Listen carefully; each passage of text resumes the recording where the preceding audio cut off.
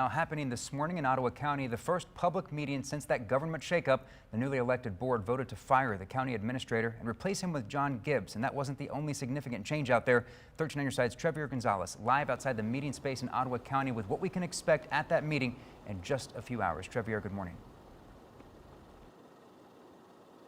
Hey Jay, good morning. I've been taking a look at that agenda, and something that does pop out is there's a suggested motion to authorize the board chairperson and county clerk to sign an agreement with Coleman Legal Group. Now, that is a firm that is known for representing many conservative causes, and this comes after the board themselves ended up voting to replace their current corporate counsel, Doug Van Essen. Now, here is a list of everything that has changed so far in Ottawa County.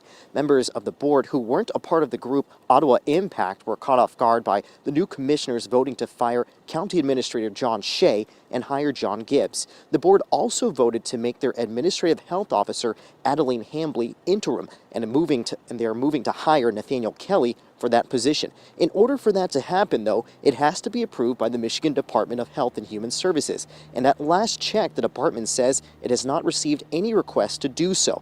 County commissioners also dissolved their Diversity, Equity, and Inclusion Office, which was created from funding from private donors and corporations, which was operating on a 5-year budget of more than $1 million.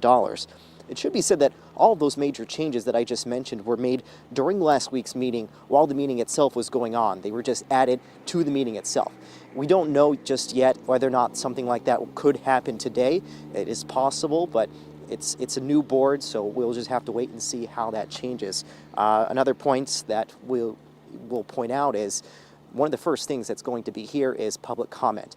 Even though it's set for 9 a.m., it's possible there could be a lot of people wanting to talk because of these recent changes. Something we're going to stay on. Live in Ottawa County, Trevor Gonzalez, 13 on your side. It will indeed be an interesting meeting at 9 o'clock. We'll have those updates for you at noon today. Taxpayers will have to foot the bill for the thousands of dollars the county has to pay in severance to those who were terminated.